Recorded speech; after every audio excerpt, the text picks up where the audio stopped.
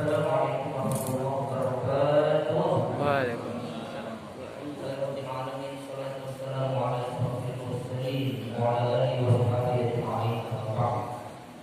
Jemaah sekalian, hari ini tepat 108 tahun berdirinya Persyarikatan Muhammadiyah. Hari ini 18 November 1912 dan 1900 dan 2020. Jadi 108 tahun itu tahun miladiah. Kalau itu tahun hijriahnya sudah 112 tahun yang ke-112.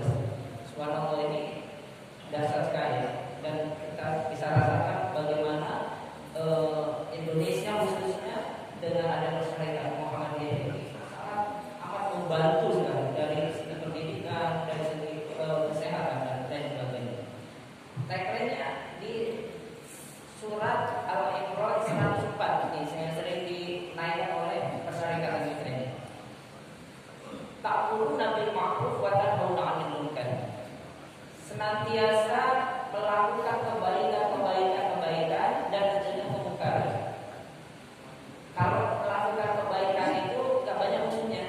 Makanya Ustadz yang cari aman, gak mau berbicara yang bertentangan, itu aman, enak-enak aja. Tetapi ketika berbicara kemungkaran, siap-siap aja. Tapi ini tuntutan agama kita, gak bisa nggak boleh kita membiarkan kemungkaran depan mata. Kita sholat, ngaji, tapi lihat pelacuran, perjudian, diam saja. Dituntut kita. Nabi itu punya sifat al-amin. Jangankan orang Islam, jangankan pengikut Nabi SAW, orang Yahudi, orang Nasrani, orang-orang Majusi itu sangat yakin benar dan percaya benar dengan Nabi Muhammad SAW. Tapi ketika Nabi mulai melakukan watan haula 'anil munkar, berbicara yang bertentangan dengan keyakinan mereka, kenyamanan mereka terganggu, siap-siap menjadi musuh. Bahkan Nabi dikatakan majnun, gila. Makanya sebenarnya sejarah itu selalu berulang. Nggak usah saya sampaikan vulgar, karena Facebook saya juga hari ini diblokir. Kita cukup tahu. Jadi sejarah itu selalu berulang, dengan versi yang berbeda dan pelaku yang berbeda, tapi sejarahnya sama. Antara kebaikan, al-haq dan batil sampai hari kiamat itu pasti bertentangan. Nggak mungkin bisa berjalan berbarengan. Makanya surat Al-Kafirun itu kalau saja mau aman semuanya, Muhammad 1 tahun kita nih orang-orang di luar muslim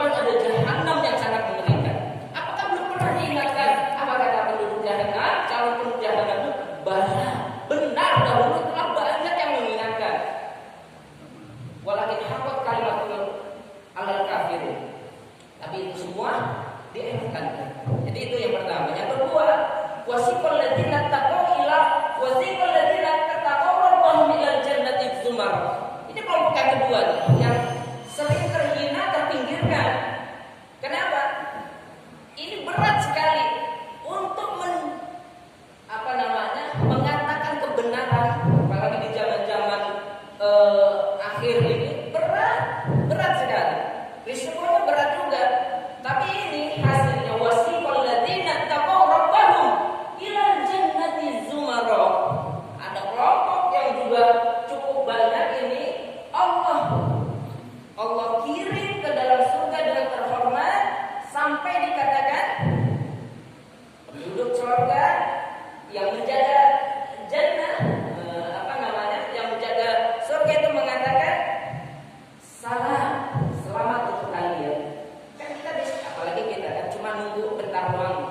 Ini saya bisa sampaikan bayna sitin ila sabin. Kalau kita sabar aja di sini nih, maka kebahagiaan yang sempurna dan paripurna, bukan kebahagiaan yang nisbi tapi hakiki, ya sempurna paripurna abadan abada. Kalau udah abadan abada selama-lamanya kan udah nggak ada batasan waktu lagi. Kadang kita pertaruhkan nih kehidupan kita baina sitin ila sab'in ini karena nafsu yang begitu sangat besar sehingga kita gadaikan di depan mata kita sesuatu yang amat mengerikan. Penyesalannya di mana? Kalau di dunia penyesalan boleh dan kita bisa perbaiki.